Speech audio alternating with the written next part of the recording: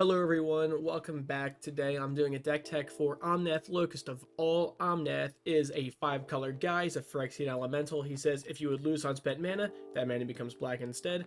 And then at the beginning of your pre-combat main phase, look at the top card of your library.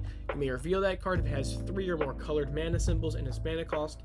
If you do, add 3 mana in any combination of its colors and put it into your hand. If you don't, reveal it and put it in your hand. That's going to be the main thing we're focused on.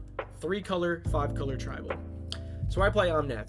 Lots of reasons. One, he gives you good card advantage by just his ability on the bottom. He gives you ramp by his ability on the bottom.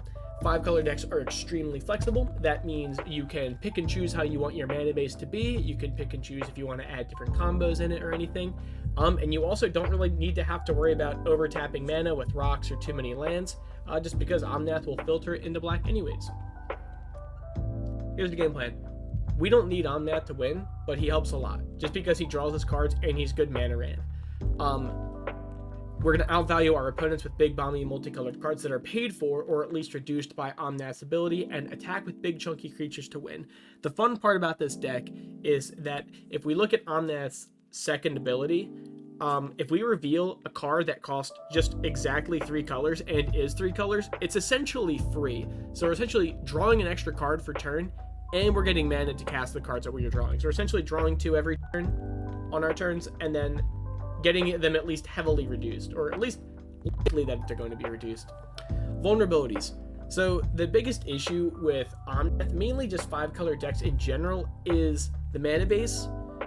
We need all colors to make the deck work, and we can't cast spells without all the colors, so the mana base is tricky. It can be expensive. It can be hard to just get all your colors on the field. If someone plays like a Blood Moon, it makes us sad.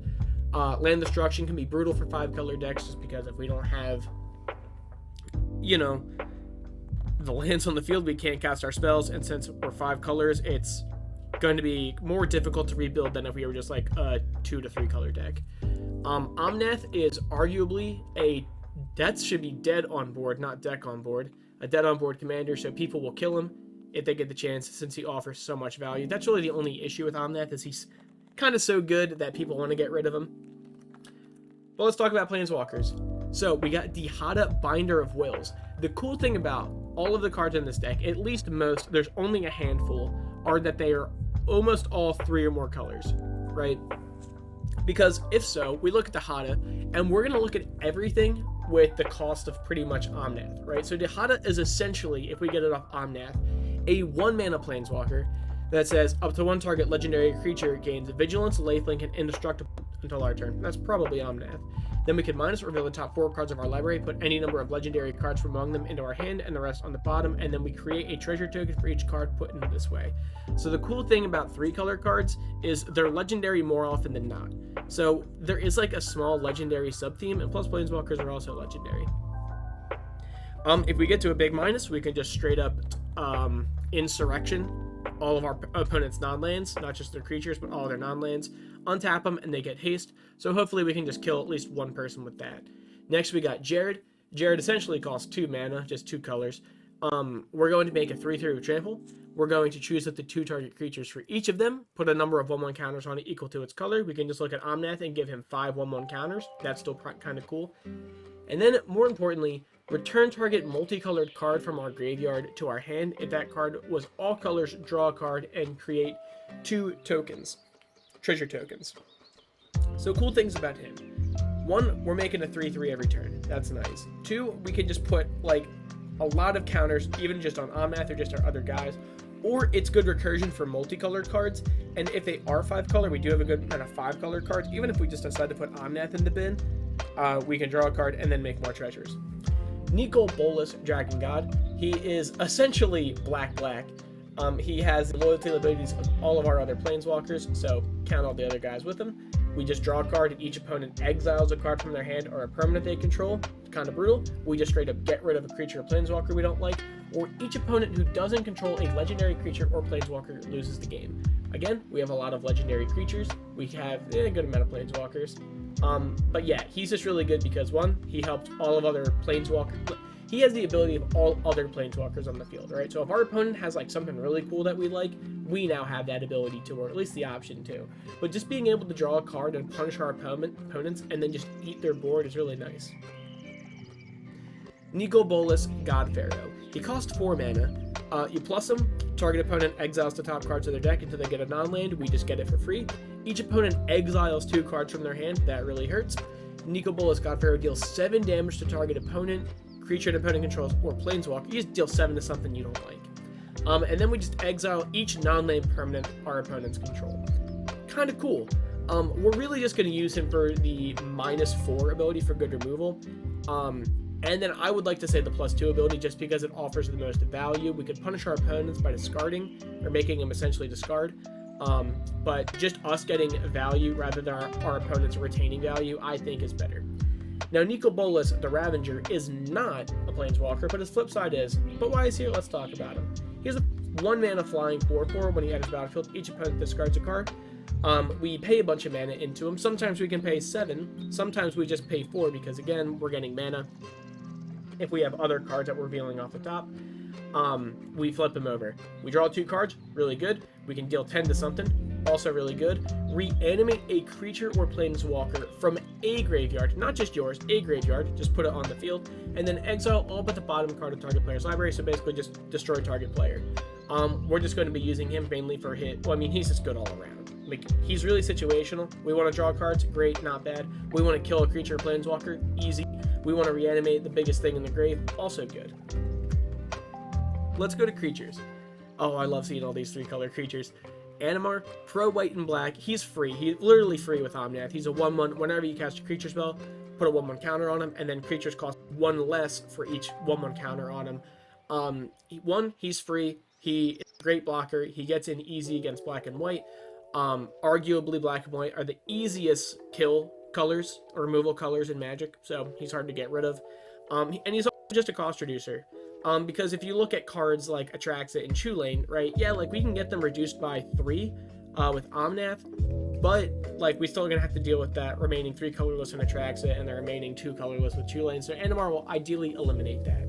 And also, late game is a big chunky threat. Let's look at Atraxa. Atraxa basically costs 4. She is a 4 mana 7/7 with Flying, Vigilance, Death Touch, and Lifelink. When she enters the battlefield, reveal the top 10 cards of our library. For each card type, put a card of that type from among the revealed cards into your hand. Those cards are artifact, whatever a battle is, we'll figure that out later. Creature, enchantments, instants, lands, planeswalkers, and sorceries are all card types. So basically, we're going to essentially scry 10, and then just take 1 of each. Really good. Chulane is good because he keeps things going. He is a 2 mana 2/4 with Vigilance. Whenever you cast a creature, draw a card, put a land. We're 5 colors, so we need card advantage. And ramp is really good. And then we can just straight up bounce a creature if we need to. Which is nice if someone's going to destroy a creature or a nuke's going to happen or he can save something. Dryady the Listen Grove. This slide disgusts me because none of these guys are 3-color. Dryad is good because he's going to fix our color issue because he's going to make all of our lands tap or whatever, and we can also play another land. Feyreborn Elder is really good because ideally we tap him to get 5 mana. So he's basically a 3 mana 5/5 with Vigilance that tap for Wooburg. And then we have General Ferris Rorick. I didn't want to add this many 2-color, I like to have more 3-color cards, but Rorick is too good. Hexproof for monocolored, fantastic. Not really relevant, but fantastic. Whenever you cast a multicolored spell, which is literally our whole deck, make a 4/4. That's really good. Jetmir, we got Jetmir. He's kind of just like utility, not really utility, he's just extra value, right? He's a 1 mana 5/4. Depending on the amount of creatures, he's gonna potentially, at best, give him +3/+3, Vigilance, Trample, and Double Strike. But I think he's just going to be there to give him Vigilance and just Trample more often than not. I think Double Strike is good if we can get there, but I think realistically, just having him give our creatures +2/+0, Vigilance and Trample is really good. We have Joda, a 1 mana 4/3 that flies that says play Wooburg instead of casting spells, which is going to help us with our bigger spells. We have Joda, who costs 2 mana. Legendary creatures get +X/+X, where X is the number of legendary creatures you control. Guess what? He counts himself. He is a 6/6. At worst, he's a 6/6. Whenever you cast a legendary spell, exile the cards from the top of your library until you get another legendary non-land with less value. You're cascading for legendary spells. So when let's say you have Joda Unifier and then you cast Jetmir, you're just gonna like cascade until you hit a legendary spell that costs 3 or less and play for free. Corridor Ghost Chieftain, he is a 3 mana 5/5, which will never be that expensive. A 5 mana 3/4 that will never be that expensive. He's good just because we can start just playing things from our grave, just our creatures from the grave that are going to go away. He's just good to have. Kethis is free. He's a 3/4. Legendary spells cost 1 less. That's good. That's most of our deck. And we can exile 2 legendary cards from our graveyard just so we can start reanimating stuff. Lord Xander is a 4 mana 6/6. When he enters the battlefield, target opponent discards half their hand. Then when he attacks, defending player mills half their deck. And then when he dies, target opponent sacks half their non-lands. We can spread the love. We can just ruin someone's day. Either way, he's a 4 mana 6/6 that on enters just makes someone lose half their hand. Maelstrom Archangel is a 2 mana 5/5. When it deals combat damage to a player, you may cast a spell from our hand without paying our mana cost. Sounds really good, especially when we have big spells like Maelstrom Wander, which is a 5 mana 7/5 that gives our creatures haste, and we cascade twice. If you've ever played against Maelstrom Wander, like it's basically Maelstrom Wander's to the point where if you can run Maelstrom Wander in your deck, you do. He's so good. Marchesa the Black Rose, 1 mana 3/3 with Dethrone, gives our other creatures Dethrone, and then whenever a creature you control with a 1/1 counter on it dies, return that card to the battlefield at the beginning of the next end step. She helps keep our creature alive. Dethrone's an old conspiracy keyword. Says whenever this creature attacks the player with the most life or tied for the most life, it's commander. We all start at 40. Sounds good. Put a 1/1 counter on it.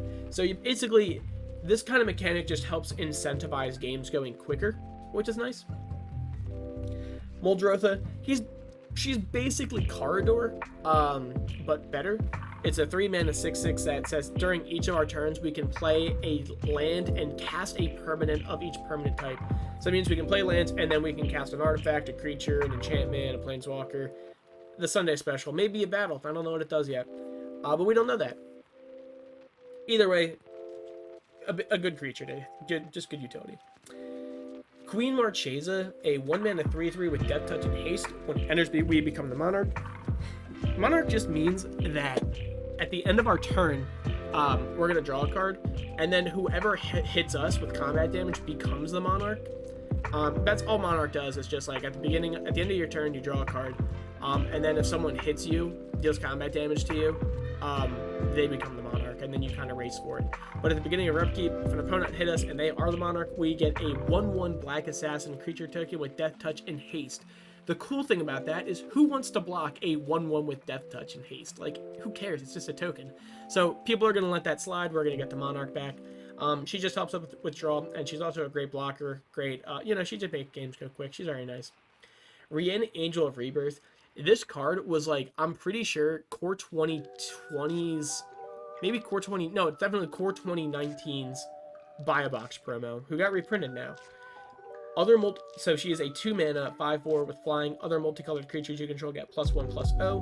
Whenever another multicolored creature you control dies, return it to our hand at the beginning of the next end step. She basically, like, she's going to keep our creatures, like, alive. Like, they're not going to be going to the grave super often, because we're all multicolored. 2-headed Hellkite, that basically just costs 4. It costs 3, my bad. Flying Menace Haste, 5/5. When it attacks, draw 2. Sounds good to me. Next we got Yildris, who costs 1 mana, just one of the colors. Trample, when he deals combat damage to a player, he's going to give our spells Cascade. Thanks, Yildris. Next we got Zakama, who is a 6 mana 9/9. When Zakama enters the battlefield, when we cast it, we're going to untap all of our lands. It's a Vigilant Trample Reach. Zakama's great because Zakama's annoying. We're either just going to keep shocking creatures, we're going to pop artifacts and enchantments, we're probably not going to gain life, but who knows, we might. Brilliant Ultimatum, love it to see it. It's going to cost, what's its mana cost? 7, it's going to cost 4. So it's going to cost white, black, blue, blue.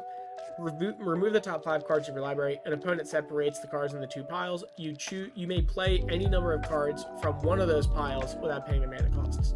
It's basically the ideal fact or fiction. Bring to Light. It's one of those cards that kind of sucks just because it's 2 color. But it's really good. So when we pay Wooburk into it, search your library for a creature, instant, or sorcery card with converted mana cost less or equal to the number of colors spent to cast it, and you exile it, and we can cast it without paying our mana cost.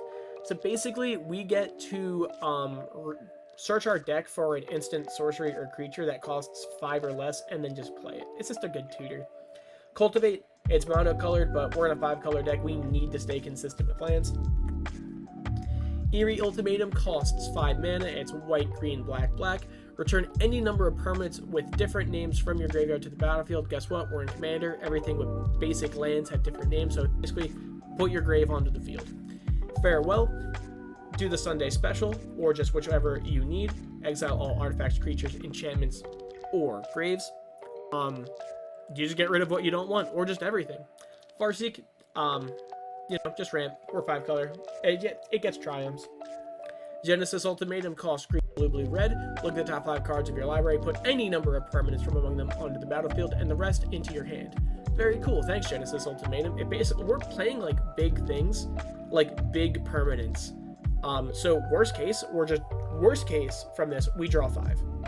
Or honestly, worst case from this, we get 5 lands, and it's almost as if we didn't even do anything. We just ramped 5. Kodama's Reach, just basically cultivate, but better because it's arcane. Nature's Lore, we just got a forest card. Notice it says forest card, not basic forest, so that gets our triumphs and shocks and whatever. Ruinous Ultimatum, red, white, white, black. Destroy all non-land permanents our opponents control. We just wipe their board. It's so cool. Villainous Wealth and Wargate. I really like the mana cost of these, because when you look at these cards, you're essentially just paying X into it. So Villainous Wealth is you just pay X mana, target opponent exiles the top X cards of their library, and we can cast any number of spells with X or less without paying their mana cost. So we can just start playing our opponent's deck, which is really cool. And Wargate kind of lets us play our deck, search our library for a permanent card with mana cost X or less, and then put it into play. So we just get whatever we need from our deck, like a permanent from our deck. Go to instants. I have a good amount of the charms, like these 3 mana, like 3-colored instants in them, just because I like them because they're modal and they're 3 with Omnath. So Abzan Charm is going to either get rid of a small creature, or a big creature, going to draw us 2 cards, or it's going to make some of our creatures bigger. Anguished Unmaking and Assassin's Trophy, unfortunately, are 2-color, but they're just kind of too good a removal to not have. Anguished Unmaking just gets rid of something forever permanently, and Assassin's Trophy just hits a permanent. They can get a basic, who cares? But it hits a permanent, which is nice. Broker's Charm, it's a free spell that says target creature you control gets +1/+0, and then it just deals damage to something, so easy removal to a creature or planeswalker. Destroy target enchantment we don't like, or we just draw 2 cards. Gross's Charm is kind of cool because it just straight up bounces a creature, it is Doomblade, or we just pop an artifact. Really cool. Psych Rift, we gotta pay full value on Psych Rift, unfortunately. It's just too good not to have. I subscribe to the philosophy, if you're playing a deck that has blue, Cyclonic Rift is good and does not hurt the deck. It's just so good to have, because it's a one-sided board wipe. Esper Charm is a free spell that says destroy target enchantment, or draw 2 cards, or target player discards 2 cards. Like, the thing I like about these charms is, worst case scenario, you just let's say there's no bad enchantments to get rid of, right? Whatever. You can draw 2 cards, or you can just ruin someone else's day. If one of our opponent has slow cards in hand, we can just punish them. It's just, everything's just so good with these charms. I really like them in this deck. Jund Charm is free. We can just exile a grave, deal 2 damage to each creature, which just poses tokens, or put 2 1/1 counters on target creature. This one's mainly in here just to get rid of someone's grave at instant speed, if we're going against any kind of reanimator nonsense. And it's also a mini token nuke. Maestro's Charm is a free spell that lets us look at the top 5 cards of our library, put one of those in our hand, and then we bin the rest of them. Each opponent loses 3 life when we gain 3 life, or it deals 5 damage to a creature or planeswalker. I like this because, worst case, we gain life in a pinch, and we drain everyone else. In a pod of, essentially in a pod of 4, which is how I build these decks. That's how they're designed, to have 3 opponents, right? For 3 mana, you're basically free with Omnath. You're basically getting enough, like replacing the card by essentially going 5 deep, picking one you like, or you're hitting everyone for 3 and you're gaining 3, essentially dealing 9. Or you're just getting rid of a creature or planeswalker. 5 damage is going to get rid of most creatures and planeswalkers. Obscura Charm is free. Basically just bounce something. Wait, sorry, not bounce. Return target multicolor permanent, which is pretty much on the deck, with mana value 3 or less from our graveyard to the battlefield. Kind of cool. Counter target instant or sorcery spell, or destroy target creature with mana value 3 or less. So it's an eliminate. I forget that bad counter spell, but again, it gets rid of instants and sorceries. I forget the actual name of it. Or it's just a little reanimate. Riveteer's Charm is free. Target opponent sacrifices a creature or planeswalker with the highest mana value, so it's essentially just already better Crackling Doom on that. We can impulse 3, or we just get rid of someone's grave. Swords to Plowshares, it's just too good not to have. Just permanently get rid of a creature we don't like. And then finally, the best 3-color one, Avoid Rend. Can't be countered, get rid of something we don't like. So cool. We're looking at artifacts now, not too many. We got Arcane Signet, just taps for whatever. Chromatic Lantern is a little bit of, like, you know, ramp, and it's going to help fix our colors. And then Felwar Stone, we're playing 5-color. It's going to tap for something in our favor. Lightning Greaves, just so we can keep it on Omnath just in case. Or really just any of our most important legends at the time. Soul Ring, because it's good ramp. And the Great Henge, just because I think it's good. We have a lot of big guys in the deck. So it's going to cost a lot less, and we're just going to tap for 2 colors and gain 2 life, and it's also good card draw. Enchantments is the bottom side of, it's actually a worse bottom side of the Great Henge, but still good because it's good card draw. Maelstrom Nexus is just 2 colors, whatever. The first spell you cast each turn has Cascade, so sounds cool. Timur Ascendancy is free to give our creatures haste, and then whenever a creature with power 4 or greater enters the battlefield under our control, we just draw a card. Good card draw.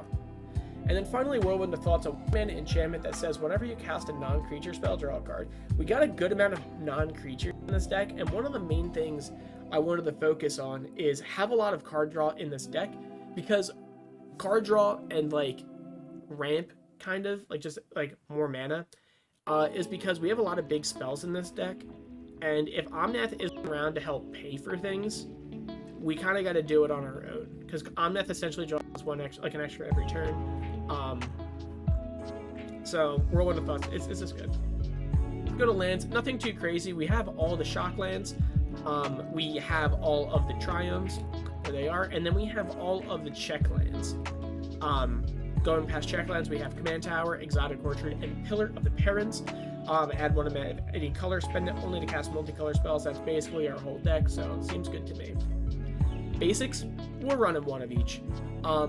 Just because I know I have Cultivate, and I know I have Kodama in this deck, right? But realistically, that's still, like, essentially a 1 in 50 chance of playing them, right? Of, like, having that ability. All of the other ramp that we have, like Farseek and Nature's Lore, they get forest, forest, mountain, and, like, plains cards. So we can just get our triomes and our shocks if, like, we really need it.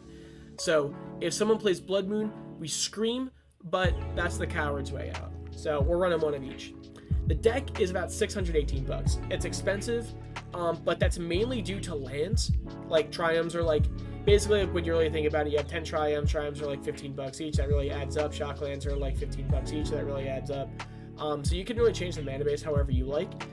As a side option, I really like the idea of having gates in the deck and Scape Shift. I think that's kind of funny. The average CMC of the deck is 4.2. That's pretty pricey. But again, Omnath pays for it, and we have a good amount of, like, card advantage and ramp, so we'll be fine. Thank you for watching. Please like the video, please subscribe, and then comment whatever deck I do next. Thank you guys again, and I'll see you next time.